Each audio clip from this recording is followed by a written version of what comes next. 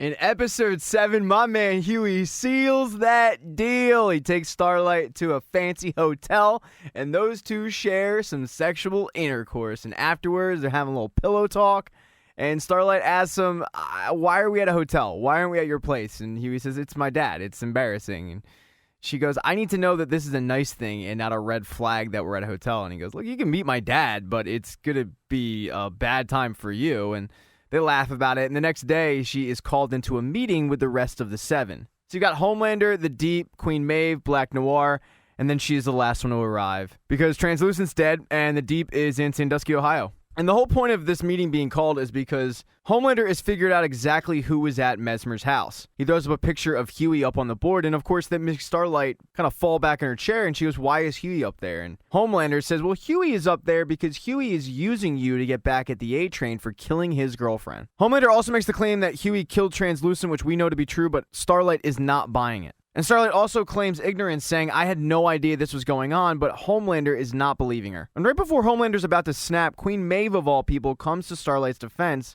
and it causes Homelander to back off, and he tells Queen Maeve, don't ever say I didn't do anything for you. But this is leaving Starlight very confused and wondering exactly who Huey is. And this couldn't come at a worse time, because Huey arrives at their safe house and ends up telling the group that he no longer has interest in doing this anymore. But Billy goes after him, saying, well, the only reason you don't have interest in doing this anymore is because you're dating a soup. You're dating Starlight. This argument escalates until finally it kind of dies down, and right after it dies down, Huey gets a phone call from his dad's house, but it's not his dad. It's the A-Train. The A-Train demands that Huey show up at his dad's house without anybody else and says, if you bring anybody, I'm going to run through your dad like I ran through your girlfriend. So Huey does as constructed. He shows up alone and he sees his dad, and his dad says, this guy's not acting right. He's hopped up on something, something's up, and all of a sudden the A-Train shows up and says, wow, you really did come alone. I can't believe this. Always have a backup plan. And that's when Huey pulls out a syringe of Compound V and says, this is my backup plan.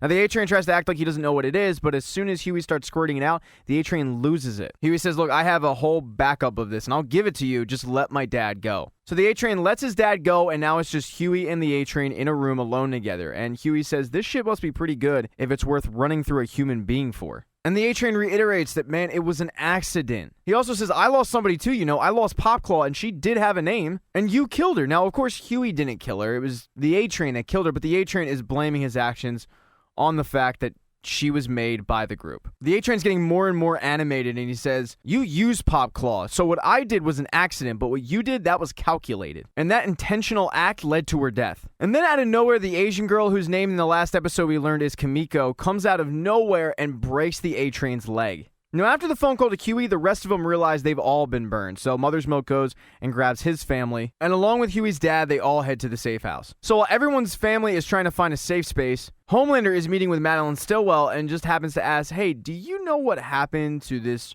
random PR girl? And the random PR girl is Billy's wife. Homelander recognizes Billy from his photos and remembers meeting him and his wife at a holiday party. That's a pretty random question, and Madeline Stillwell pretty quickly says, I have no idea what happened to her. And Homelander says, that's really weird because she literally just disappeared without a trace, and I figured you would have some idea. And Madeline Stillwell says, no clue here.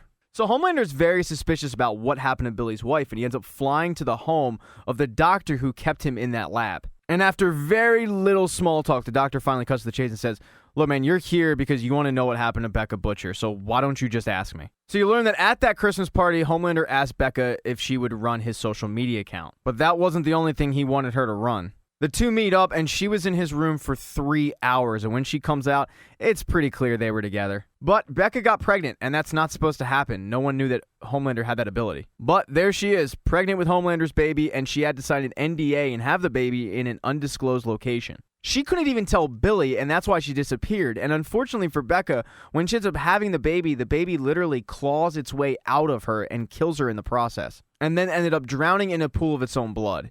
The baby didn't even last more than 10 seconds. So it's clear that Homelander didn't actually rape Becca Butcher, but the reason that Billy thinks he did is because a random woman from the CIA shows up at Billy's place and shows him the video of Becca leaving, and that's the last known thing that they have, and she has convinced Billy that she was raped. So Billy is not only out for vengeance on Homelander, but now he's out for vengeance on Mesmer because they quickly realize that the guy who gave them up must be Mesmer. Billy ends up finding him in a train station trying to leave town and ends up hunting him down. And Mesmer claims that he can help him find his wife, but Billy just ends up killing him. And then he heads back to the safe house where everybody's family is, and then there's Huey, who is frantically calling Annie, but she's not answering. Mother's Milk walks up to Billy and says, look, it's obvious the deputy director was willing to make this deal, just no Homelander. I have to protect my family. Can you please call her up and do this deal so that everybody is safe? And to Billy's credit, he does that. He calls up the deputy director and they strike a deal. So the CIA comes in, tells everybody their families are going to be all right, and Billy hands over the Compound V,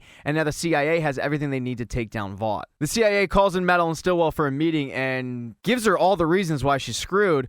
But it doesn't seem like the CIA is really interested in taking Vought down. They're more interested in keeping the military to the military and not having it be privatized. They want Madeline Stillwell to pull the bill, which is going to go to the floor any day now, and it seems like she does have the votes to pass. Keep the military with the military, or else they're planning on going public with this information. And if it goes public, she's going to spend a lot of time in prison. But during this meeting, the deputy director gets a note from somebody, and she goes in a separate room where you're watching a video of a bunch of soldiers trying to take down a terrorist cell. And while they're trying to take down this terrorist cell, a super soldier shows up and ends up taking them all out. And now we've got a super terrorist. And this is the first time anyone in the CIA is ever seeing anything like this. And this goes back to the fact that Vought was building super villains so their superheroes could take them out. The episode ends with Huey and Starlight meeting up in the park, the same park bench where they met the first time. And Starlight says, I demand to know what is up. Now, Huey is trying to explain himself, but he's doing a terrible job at it. And Starlight just keeps asking, did you kill Translucent? He says it's complicated. Did you use me to try to get back at A-Train? He doesn't say anything. He tells her, look, this isn't about Translucent or the A-Train. This is about Compound V.